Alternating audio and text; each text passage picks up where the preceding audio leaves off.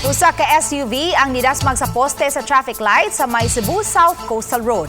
Nahitabo ang aksidente pasado alas 3 kagahapon sa kadlawon diha sa may Calmar Junction duol sa Talisay City Hall sa Barangay Lawaan 2. Mato di Joy Tumulak pangu sa City Toda nga ang SUV gimaneho sa usa ka call center agent kinsa miangkon nga nakatagpilaw. Sumapagikan kini sa iyang trabaho ug padung na untang mopauli apan tungod sa kakapoy nakapiyong siya samtang nagmaneho. Maayo na lang kay wa kini nakaangin sa ubang mga sakyanan ug luwas ra usab ang nagmaneho kay naka-seatbelt ug nigana ang airbag sa sakyanan.